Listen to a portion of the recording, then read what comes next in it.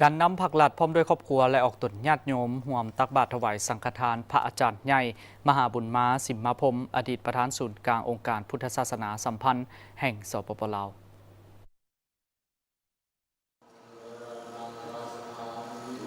ในตอนเช้าวันที่20 พฤษภาคม 2025ที่หอธรรมาสภาวัดทัดหลวงเหนือเมืองไซเสถานครหลวงเวียงจันทร์บรรดาการนำผักหลัดอดีตการนำผักหลัดครอบครัวการนำผักหลัดพร้อมด้วยออกตนญาติโยมชาวพุทธศาสนาทั้งหลายได้พร้อมกันร่วมตักบาตรถวายสังฆทานเพื่อถวายบุญแด่ดวงวิญญาณพระอาจารย์ใหญ่มหาบุญมาสิมมาพรหมอดีตประธานศูนย์กลางองค์การพุทธศาสนาสัมพันธ์แห่งสาธารณรัฐประชาธิปไตยประชาชนลาว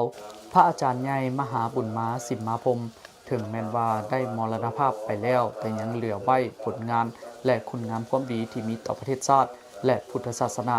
พรรครัฐบาลและองค์การจัดตั้งต่างๆทางภายในและต่างประเทศเป็นที่ย่องยอสรรเสริญการประกอบส่วนต่อประเทศชาติในการปฏิบัติต่อสู่กู้ชาติเมื่อก่อนและทางอุทิศตนให้พุทธศาสนาและประชาชนลาวประเภา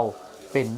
พระมหาเถระที่มีความรู้ความสามารถมีบทบาทอิทธิพลเป็นที่เลื่อมใสศรัทธาของพระสงฆ์สามเณรพุทธศาสนิกชนทางภายในและต่างประเทศเป็นผู้ที่มีความหนักแน่นและเข่งขัดในพัฒธรรมวินัยปฏิบัติกิจวัตรของสงฆ์เป็นพระที่อยู่เรียบง่ายสันโดษบ่ถือตัว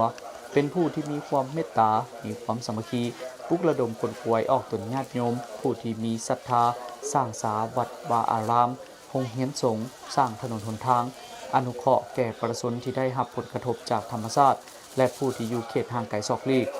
เทศนาสั่งสอนพุทธศาสนิกชนให้ประพฤติตนเป็นคนดีของชาติเสริมสร้างคุณธรรมอันดีงามและเสริมสร้างความสามัคคีปองดองของประชาชนทั้งปวงถึงพระอาจารย์ใหญ่จะมรณภาพไปแล้วแต่คุณงามความดีนั่นแม่นยังจารึกไปในความทรงจำตลอดไปและเป็นแบบอย่างที่ดีให้แก่พระสงฆ์สามเณรออกตนญาติโยมในการดำรงชีวิต